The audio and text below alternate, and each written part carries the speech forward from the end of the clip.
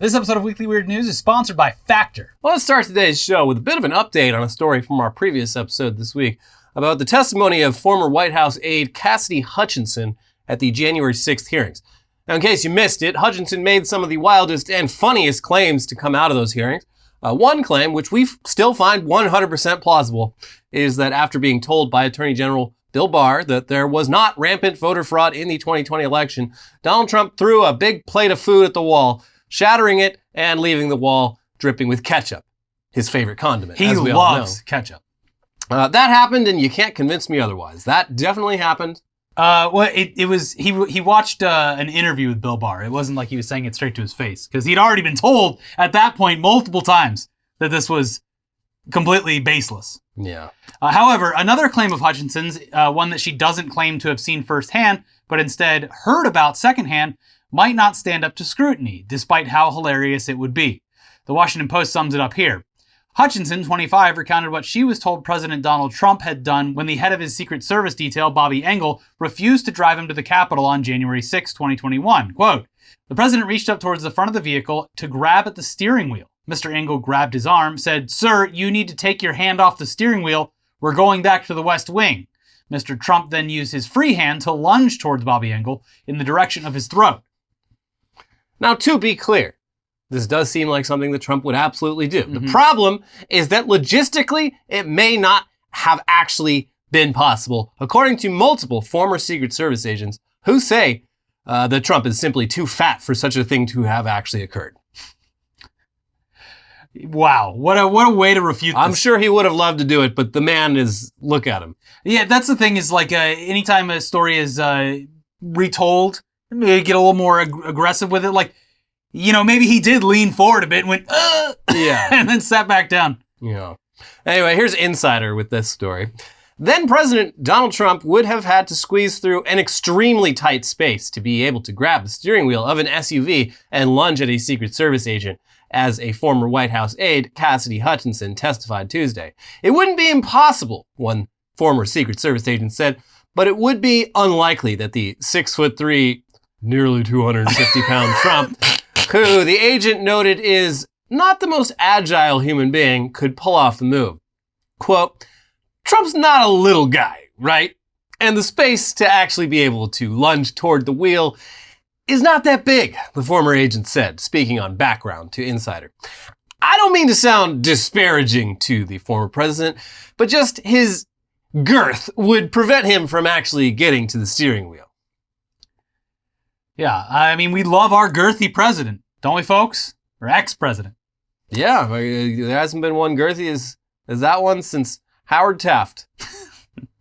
Yeah, you know, we all laughed when Joe Brandon fell over on that bicycle, but I would laugh at just the sight of Donald Trump keeping a bicycle on two wheels. Do we know that he's ever ridden a bicycle? I don't know. It seems like something people do for fun and leisure, and that isn't really in his deck of cards. I've met multiple adults who simply do not know how to ride a bike, and it's always fascinating. Like, what happened here? How did it just never come up in your life that you should learn how to ride a bike? They're probably in therapy for it, because it sounds like parents that are either overprotective or underprotective. Yeah. Anyways, it is hilarious that all these years later, news outlets are still citing Trump's official weight at 250 pounds. Okay, buddy. Which is objectively not possible unless the man is literally hollow in the middle. Could be. But back to that article. There's just too much gray area to bet the farm on it. Bill Pickle, Agent Pickle, a former deputy assistant director of the Secret Service, said, "Am I saying it didn't happen? I'm not going to say that, because we all know this guy can be pretty emotional. The fully armored SUV isn't like a typical Suburban. There are security features separating the front and back seats and jump seats in the back that make the space extremely tight," the former agent who spoke on background said. "You have to slightly be a contortionist to get from the back cabin to the front cabin. And the president's not a contortionist," he added. "It's not impossible, right?" the former agent said with a laugh. I don't see this president ever being able to do that, ever. This is a rare scenario where the refutation of the claim is actually more... Your Honor, my client couldn't possibly have done the thing he said he did because he's a fat little piggy. Does this look like the the face of a man who had all he could eat. Do you think this corpulent, pig-faced fuck could have done the thing you accuse him of? I don't think so. Let's take everyone outside and we'll put Mr. Trump back in the beast and see if he can actually physically do it. All right, go for it. But then he'd be like, oh, man, I'm going to die. I can do it. I'm not fat. I know. It's classic reverse psychology. They should do that. Be like, well, actually, we have to strike Cassidy Hutchinson's testimony from the record because it turns out that former President Trump is too much of a doughboy to have actually done it. Unless Mr. Trump wants to come down here and get in the back of the beast and, prove us wrong. But based on the information we have, he's just too much of a fat fuck to have actually been able to reach up to the steering wheel without, contorting his rolls of fat in some completely unnatural way that seems physically impossible. And also, but prove me wrong. I don't know. Too stupid to even do a coup. Yeah. Oh, no, he could never. He's an idiot. Yeah. No idiot that dumb could ever pull off a coup. Even if he wanted to, couldn't have done it. Hey, tell him to shut up. I'm coming down there to show him. So yeah, damn. The Secret Service agents, they're on Trump's side with this one, I guess, but at what cost? Yeah, it's, like I said, a little more damning than the actual truth. Now, to be clear, just because Hutchinson's telling of the events is probably bullshit doesn't mean that she isn't misremembering a story that was told to her second or third hand. Game of telephone. Mm-hmm. The meat of the story is that Trump got really, really mad at his Secret Service detail when they denied his request to be driven to the Capitol building. And that's still entirely possible without the president contorting his girthy physique into an impossible position. Trump's just like a cat. If he can get his head through it, the rest of the body follows. Yeah, he's kind of like an octopus. Yeah, but like... just the tiniest of holes he can get through. If this did happen, he probably just reached his arm through or something. Yeah. Yeah, technically that's a lunge. There's a lot of libs on Twitter doing some video analysis that shows absolutely nothing, but they're going through it grainy frame by grainy frame. Like, there you can see his arm reach for. I can't see a fucking thing. I don't know what you're talking about. Who cares? This is believable behavior from him. Yeah. And it doesn't matter. Yeah, compared to everything else that they're trying to put up against him, this is a very minuscule thing that just shows that he has a temper problem. Yeah, it's pretty inconsequential to the whole larger investigation. Although, yes, it would have been funny to see the beast swerving all over the road on the way back to the White House. That's another thing. Does Donald Trump know how to drive a car? I don't know. I've never seen him. When would he have ever driven a car? Well, he did sit in the seat of a fire truck. Yeah, he loved it. Yeah, he was having that's because he's never done it before. Yeah. But yeah, in what situation would this man have ever had to drive himself in a car? I can't think of any. No. Honestly, him doing any kind of activity aside from golf is just like... Well, he also played a little bit of tennis, as evidenced by that great photo of him. Damn. Yeah, he's look at that cake. Pulling a wagon for sure. But yeah, no, it's I like seeing him do things. I wish he would do more physical activity. I think it would be very entertaining. Yeah. Like Trump on a jet ski, Trump on a bicycle. Jet ski would be great. Yeah. And anyone can ride He's probably skied. I bet that's something. Oh yeah, he... probably not in at least 30 years, but yeah, he definitely hit the slopes back in the day. No, never. No, he's terrified.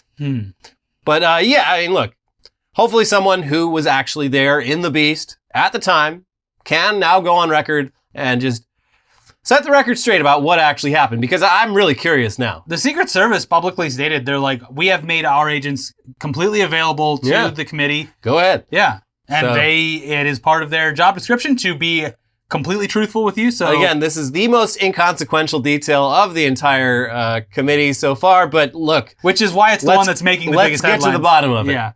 Anyway, speaking of January 6th characters, Rudy Giuliani, who according to the January 6th committee testimony was drunk as a skunk on election night and later asked Trump for a preemptive pardon for any crimes committed, may have Mr. Magoo'd his way into accidentally admitting that he did, in fact, ask for a pardon. In a way that only Rudy Giuliani can. Yeah, and this is another example where it's just like, does anyone have footage of Rudy Giuliani pounding Jack Daniels? No, but is it completely within his character and track record? Have you seen Rudy Giuliani to do something like that? Especially around that time? Yes. The man was literally leaking. Yes. So here's what he tweeted after Hutchinson's testimony before quickly deleting it. The January 6th witch hunt cabal has now exceeded even its prior fraudulent. The last witness was a reckless liar. Contrary to her false testimony, she was never present when I asked for a pardon. Actually, I told the president I do not want or need one. You know, you can backspace. If you write a sentence that incriminates yourself, you can just erase that. No. You don't have to be, actually, correction, I didn't. No, Rudy Giuliani's so old that he would have to print it out and then type over it, like in a typewriter. He probably dictated this. Could be. Yeah. But yeah, great catch there at the end, Rudy. Clarifying things, but, saying she wasn't there when I asked for a pardon. It's usually something that you wouldn't say if you've never asked for a pardon. But anyway, that tweet's gone, but never forgotten. But Rudy, he's still tweeting, and on Thursday, he posted this one. Great products at reasonable prices. Use code Rudy for additional savings, along with a garish graphic advertising new $50 sandals from mypillow.com. Not $50. Actually, what, 75 or 80? $50 is the deal. Yeah, they're after the Rudy code. These usually go for 80, but you use code Rudy, you get a special deal on these $50 fucking sandals that look like they probably didn't cost anywhere near that much to make. No. They're like injection mold. Look pretty much mass-produced sandals you could get down at the mall for, I don't know, 15, 20. With inflation, who can say? But not 50. Yeah. So that's beautiful, but... Anyway, let's move on now to some other political news from this American hellscape. Happy 4th of July, everyone. The Supreme Court's repeal of Roe v. Wade will have very far-reaching consequences for women's reproductive health in this country. But people with uteruses aren't the only potential victims here. As shown in the following post on the Magic the Gathering subreddit, r/MTG Finance. And I'll let you take this one because you're the Magic the Gathering guy. I love MTG Finance. It is it's Wall Street bets mixed with they're doing arbitrage, baseball card collecting and I'm not in it for the fun of the game. I just like flipping cards. Yeah. I love the best posts are the ones that are like, got this card on spec, and it's like they bought every.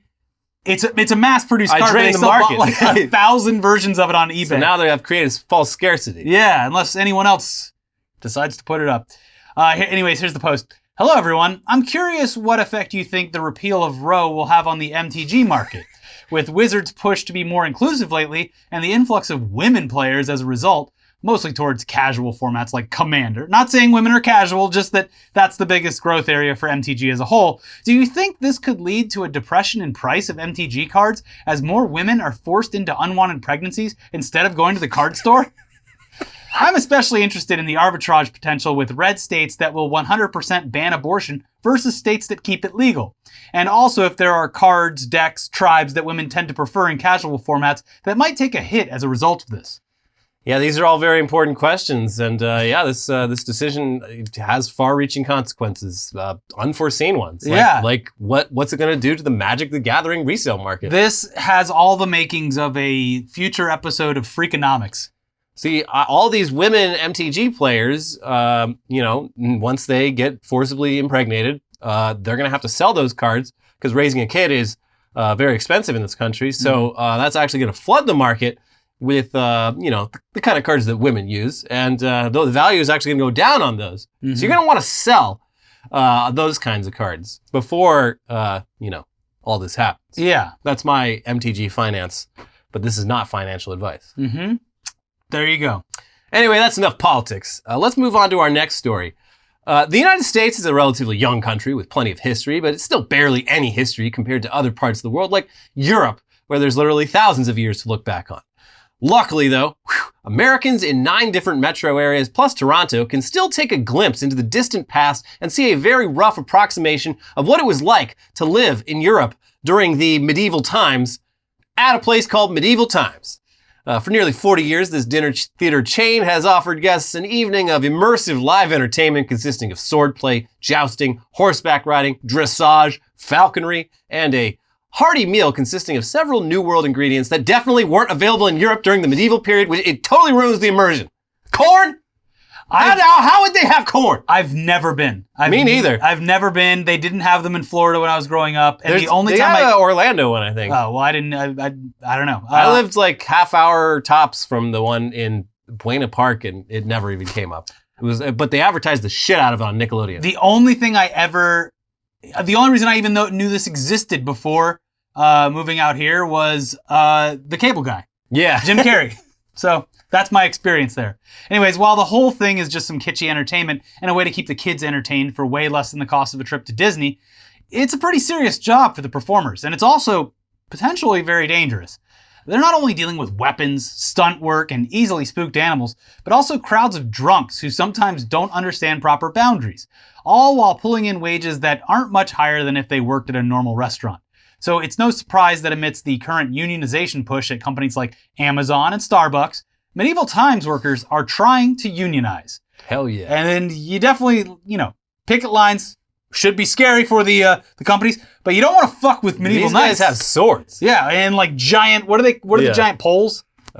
Mace or the lance? ones where they go charging. When do the lance? Not lance. I don't know. Anyway, some experts in the comments will let us know. It's hard to come up with stuff on the spot. Here's Huffington Post with more background on this unionization effort. Working at the famous dinner theater chain Medieval Times comes with some unique occupational hazards. For instance, sometimes a guest who has emptied one too many goblets of booze starts banging the Middle Ages style plates and bowls together. Clanging the heavy dinnerware can spook the horses in the arena, endangering the knights as they joust for the Queen's honor. It often falls to the Queen herself, a mic'd up actor on a throne above the pit, or her Chancellor, Lord Cedric, to gently admonish the overzealous crowd, all while keeping in character. Please, my lord, don't bang the plates. You can hear it backstage sometimes. It's so loud, said Pernell Thompson, a stable hand at the Lyndhurst, New Jersey location. We've had people thrown off their horses from the horses getting spooked. There's only so much you can do to keep them under control at that point. Here's some more from the article. With limited security at the shows, performers are the ones left to enforce boundaries and police the crowd, including when guests reach out to touch the falcon as it flies overhead. What are you doing? No! Endangering the bird and themselves. And workers say that the rotating cast of queens is subjected to unwanted touching during pre- and post-show meet and greets with fans, especially with so many bachelor parties on the weekends. Ugh. What? This is what people are doing for their bachelor parties and they're sexually harassing the queens? I wouldn't have guessed. I mean, it makes sense. Though, wouldn't it be hilarious if we got wasted and went to medieval times? I went to a cabin in the woods and I had a great time. Damn, the Queen's looking pretty hot. I know I'm getting married next week, but you think I got a shot? Let's go to the meet and greet afterwards. No one will ever find out. She's from a different time. Yeah. What's she gonna do? Send a carrier pigeon to tell my wife? Quote, if you mix children, alcohol, and animals, it can be a very interesting situation if you don't have enough eyes on it, explained another worker. Not having enough event staff, that puts a lot of people at risk. The employer recounted a well-known incident during a rowdy Saturday night show when a drunken woman in the crowd made her way up to the throne and tried to grab the microphone attached to the Queen's face, requiring the Queen to fend the woman off on her own. In character, presumably. Yeah. Be gone, evil wench! Your Queen commands you to be gone! A police officer was in the castle on duty, the worker said, but he was trying to keep watch on the entire crowd. People just get really into this. Mm-hmm. If this was the real medieval times, there'd be no laws. It would be rowdier than this. Yeah. This is actually audience participation. Yeah. You think back then they were like, oh no, they've spooked the horses. Yeah. That's just part of the game. You don't want your horse to get spooked.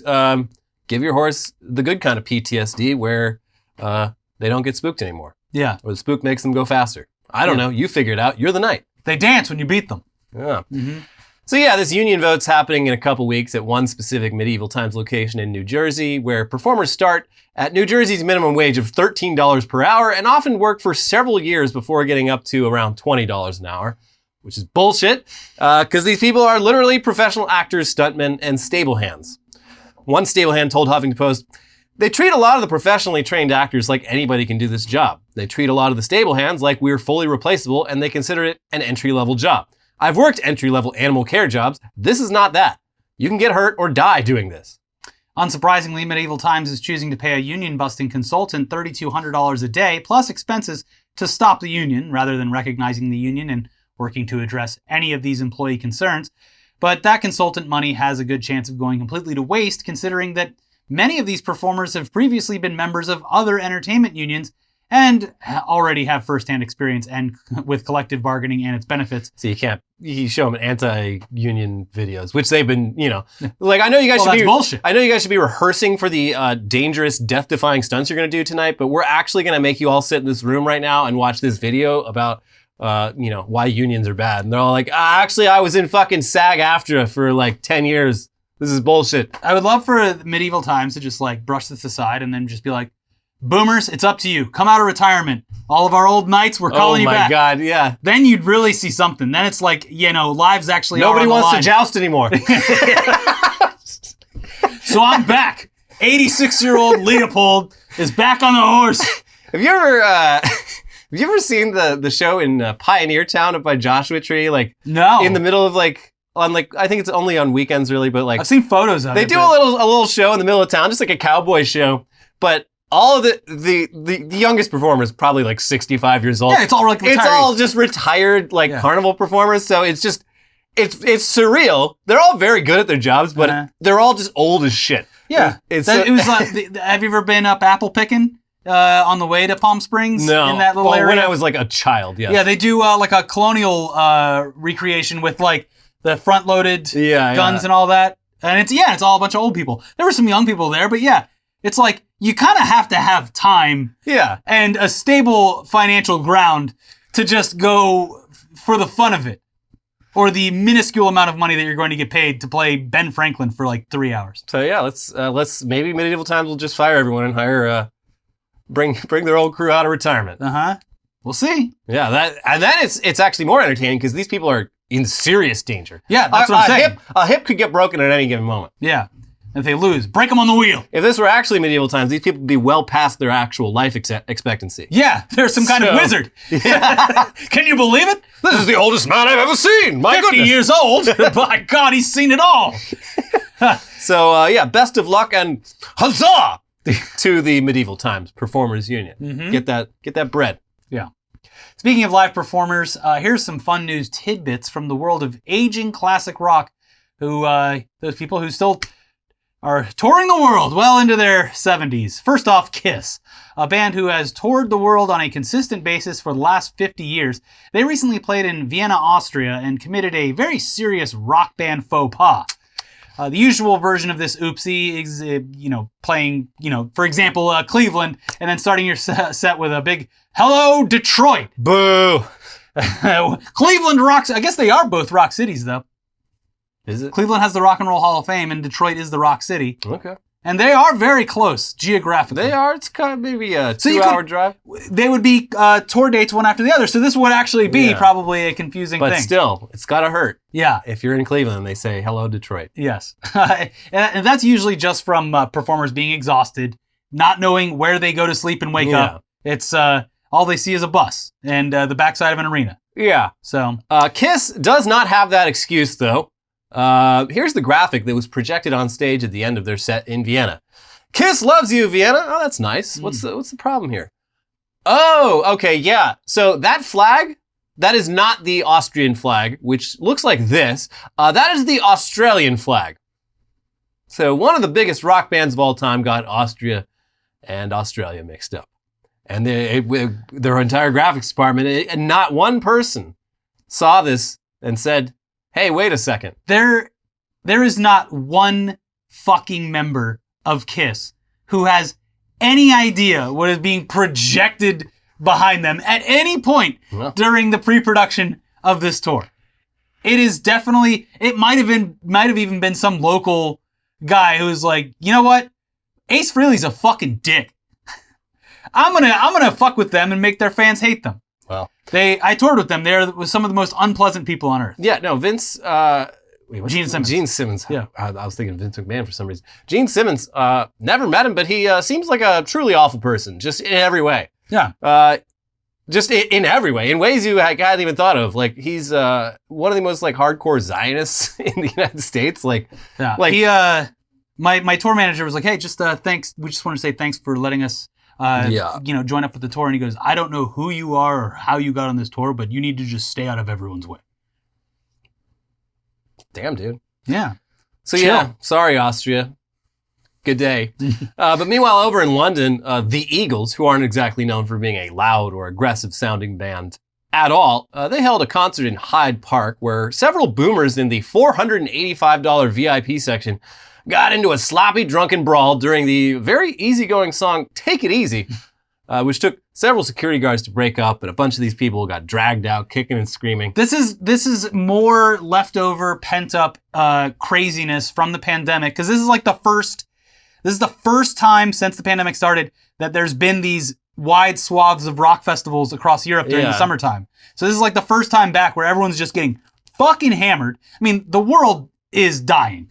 Like, everyone's going out and getting as wasted as fucking possible. And boomers like to fight. They do. They're very territorial, boomer. At least when it comes to like sports, the only actual like physical fights I've ever seen was like boomers like just being fucking annoying and like shouting at the other. Like, everyone else is like, you know, playful.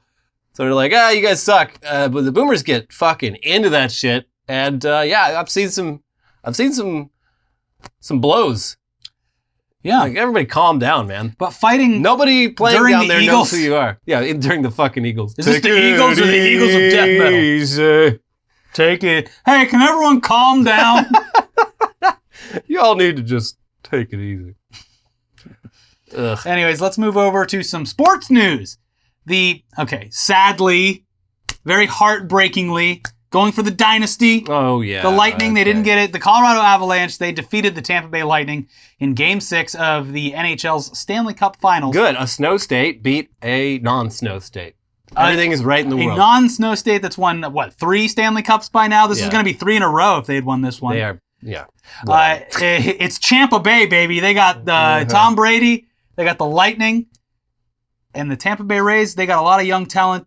Unfortunately, they just couldn't beat the Dodgers a couple of years back. Anyways, an interesting thing about the NHL Championship is that unlike the trophies given to championship winners in the MLB, NBA, or NFL, which look like pretty normal trophies and are created for each season, the NHL's trophy, the Stanley Cup, is a single gargantuan trophy that has man-sized trophy. It has been modified since its creation in 1892 to include the names of each year's winning team and its players and coaching staff. It takes up a lot of space after a while. Yeah. You got to keep making more cup. Yeah. This cup needs more cup.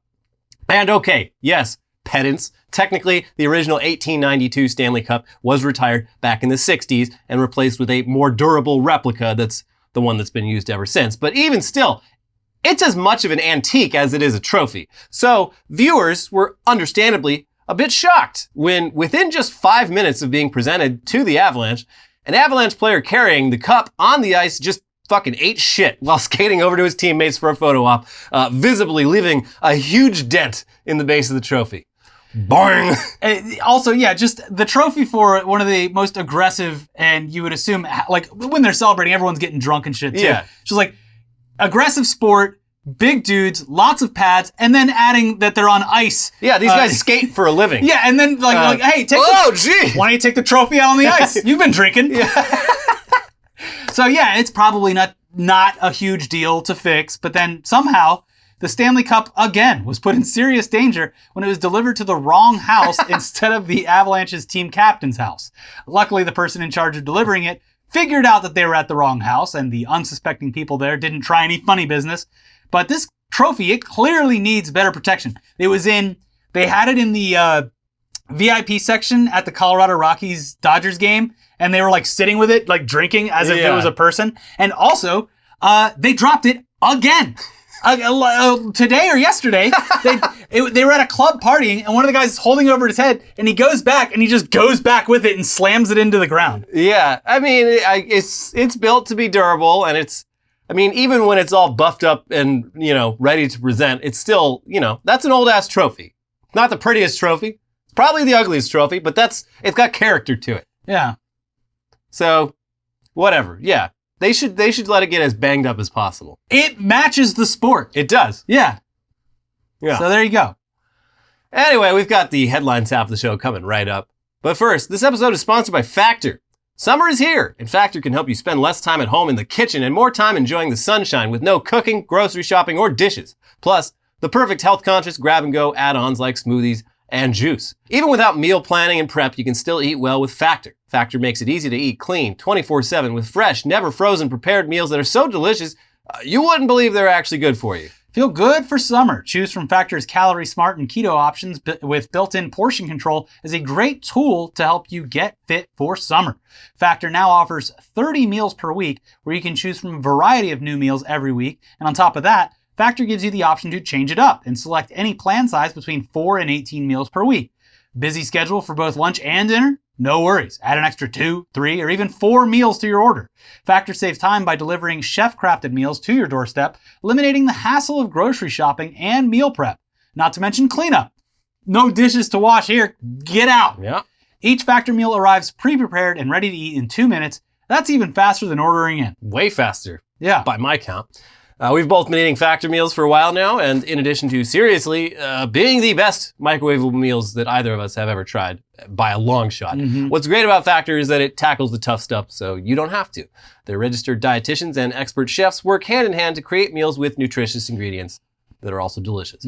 Factor even knows your preferences. They offer vegan and veggie meals, keto meals, low-calorie options, cold-pressed juices, smoothies, energy bites, plant-based bars, extra protein, veggie sides, and more to keep you fueled and focused all day long. So head to go.factor75.com/weeklyweird120 and use code weeklyweird120 to get $120 off. Link's also in the description Wow. if you don't want to type it all out. Yeah. Or if you want me to dictate it to you again, that is code weeklyweird120 at go.factor75.com/weeklyweird120 for $120 off. All right, now let's get into the wildest, craziest headlines from around the world this week, starting with... Did Minnesota just accidentally legalize THC-laced edibles? We can only hope. The answer is yes. Awesome. Although they're trying to fix it. No, don't. But oh no. Yeah, so I guess Minnesota's state house is dominated by Republicans. Recreational marijuana, not legal there. I think they've had medical for a while, but the Republicans, no, they don't want that free. They don't want that marijuana just for anyone who wants to smoke it. And somehow, I'm still not clear on it. This just happened before we filmed. At the 11th hour, some Democrats snuck in some stuff legalizing Delta 9 edibles. Okay. And the Republicans, none of them read the damn thing. Of course. They all signed off on it. And here we are. And then they, of course, immediately they're like, wait, I didn't mean to sign. Can I undo? And they're like, no, you signed it. You voted on it. You voted on it. You voted yes. We need more tricks. More tricks. This is what politics is all about. Yes. Use their weaknesses against them. Yeah. They're Ilhan Omar posted the Robert De Niro Joker meme. He's like, you're laughing? The Republicans in Minnesota State House just passed a bill without reading it and may have accidentally legalized THC edibles, and you're laughing? Good. This needs to happen more, because typically Democrats would be like, please, you should read this part right here because we tried to sneak something in. I'm sorry. Yeah, I wouldn't want to, when they go low, we go high.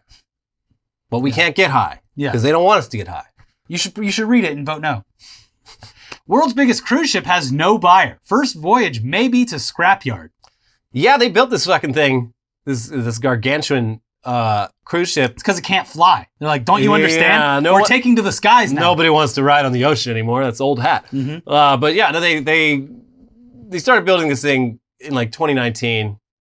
Just the worst possible timing. Yeah. The cruise industry is still just completely crippled from the pandemic. And nobody wants this damn thing. And I don't even think it's done, because the company that was building it went bankrupt during the pandemic, so they couldn't finish it. So it's this half-finished, biggest cruise ship on Earth. They should dump it in the Suez Canal. Yeah, I mean, might as well. Or get that Australian billionaire or whatever to buy it. Clive Palmer. Turn it into Titanic just too. Reskin it. Yeah. Get a wrap on it and make it look like Titanic. The original Titanic compared to modern cruise ships? Tiny. Not big. Mm-mm. So much for being Titanic. More like they should have called it the diminutive. It's not even Titanic. the deepest ship in the world anymore. I think they found one in the Pacific that's way deeper. What? Yeah. Well. So there you go. Sorry, Titanic. So much for the Titanic. Step aside. But you can still go see it in Vegas. A whole big side of it. Yeah? Yeah, they pulled it up. They're always pulling up artifacts from that thing. Really? Yeah, there's an actual huge side of the ship in Vegas. How the fuck did they get it up?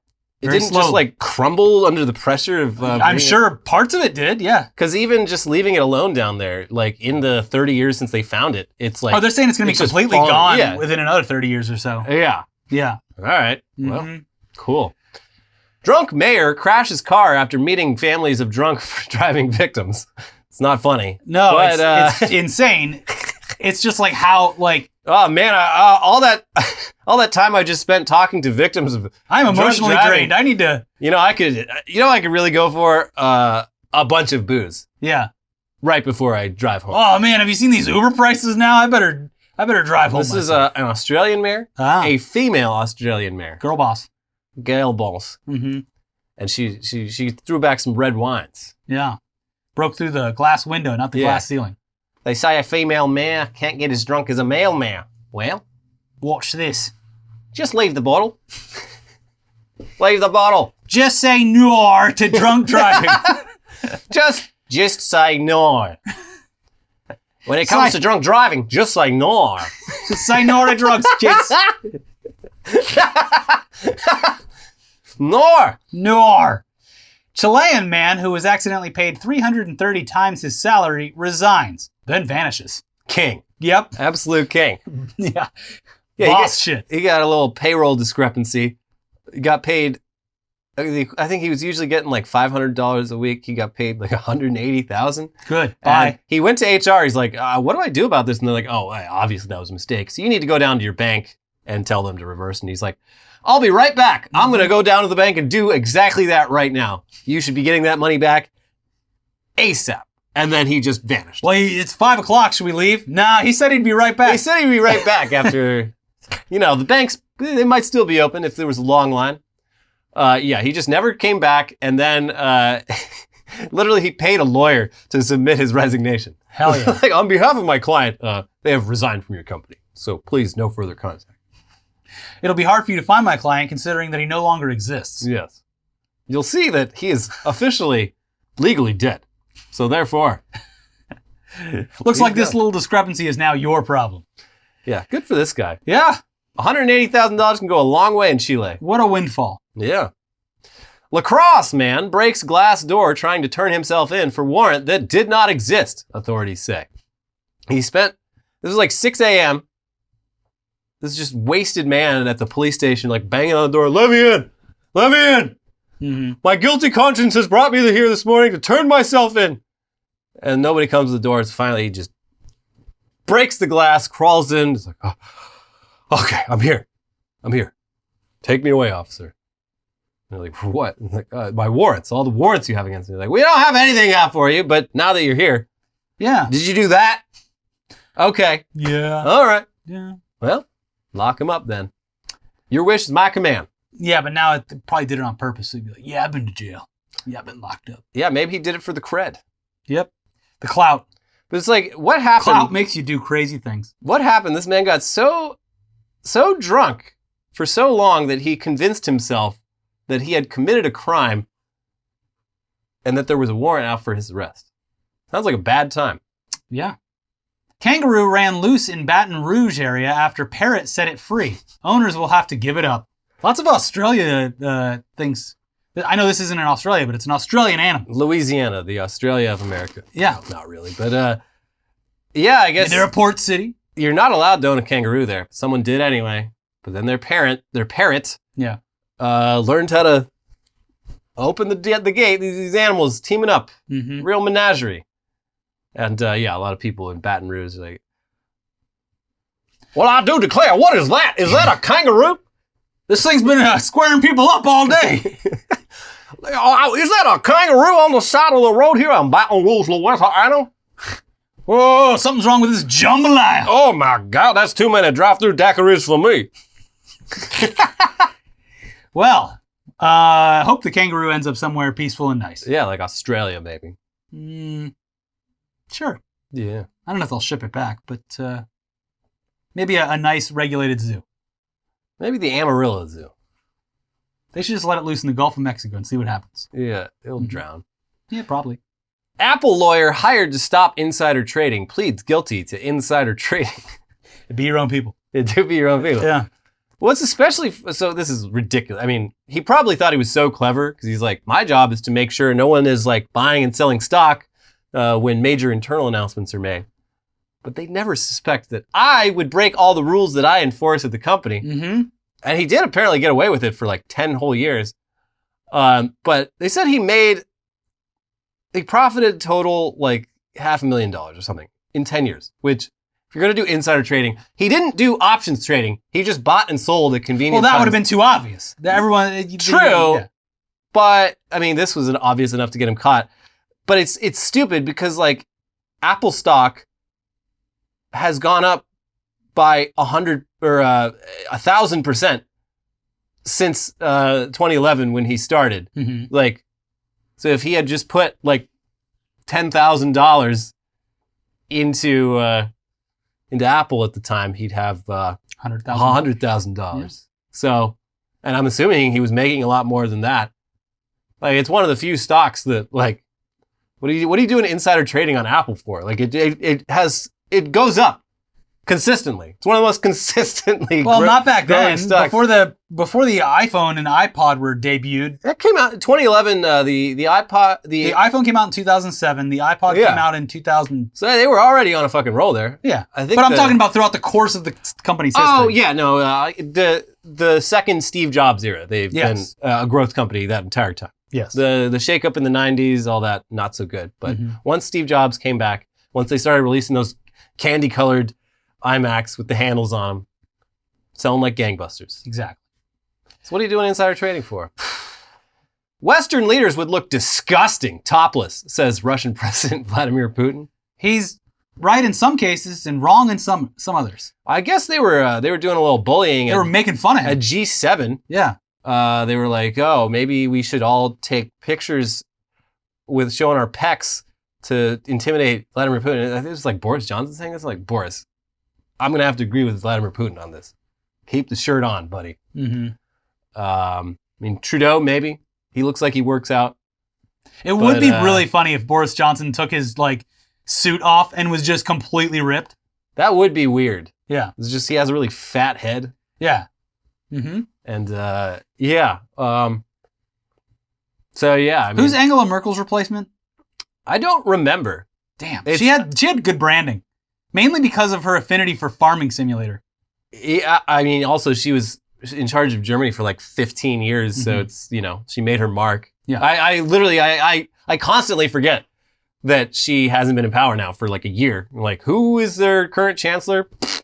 No idea. Whatever. I'm sure I'll figure it out within the next 15 years while they're in power. Yeah. We talked about this one in News Dump, but here it is again. Boebert says she is tired of separation between church and state. The church is supposed to direct the government. The church is supposed to direct the government. I put the clip in News Dump, but it is a wonderful clip.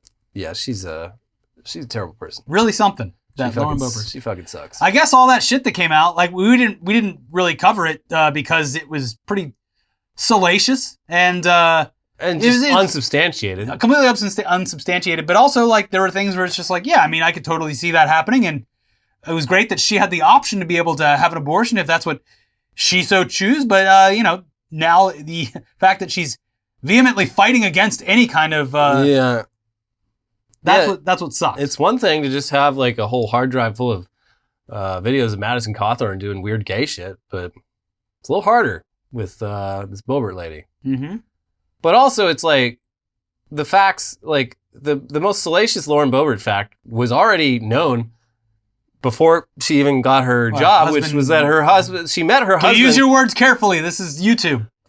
She met her husband when she was still underage and a teenager at a bowling alley when he exposed himself to Lauren and a couple of her friends and was arrested for a sex crime for that. And then, yada yada, a couple years later, well, the happy couple is married and expecting a child. It's, She doesn't have kids already? No, I'm saying like back then. Oh, yeah. She's got like 3 kids and they all pose with their guns. Yeah, that's right. They love posing with their guns. It's like an adult binky. If I don't have my gun with me, I start to get nervous. Anything could happen. What if a ninja shows up? Who's laughing now? What if? That's why I always have my gun when I'm having my photo taken. But what if the camera is a gun? And I'm helpless. Didn't a ninja like take down half the army? Remember, they showed up and like everyone was like, "Well, I don't know what to do." Yeah, this ninja's causing chaos in the barracks. A ninja seemingly having a mental health crisis, so not even a ninja at the top of its game. Mm-hmm. Yeah. So there you go. It's our damn they-them army just getting taken down by one single ninja. Anyways, that's it for this week's episode of Weekly Weird News. Have a great holiday weekend, and if you haven't already, This will be the last video involved in the fundraiser for abortion access. So thank you again, everyone, for just blowing away any expectations that we had with that. It is greatly, greatly appreciated. It is a very good thing, and congratulate yourselves, pat yourselves on the back. You made this 4th of July special in a time where not so great. I saw a tweet today that was like, celebrating the 4th of July this year feels like celebrating the birthday of someone in hospice. Yeah. So thank you again for that. And if you haven't already, please check out our most recent videos. We have the hideously ugly, very fat, the thick Sky Cruise. The Sky Cruise over here. And then we also have the potential, is it going to happen or not? Juul ban. Yeah. No more vaping, kids. Or at least with Juul. Sad dab. Yeah. Check those videos out. Subscribe to the channel. And thank you very much. Have a great weekend. Bye-bye. Bye.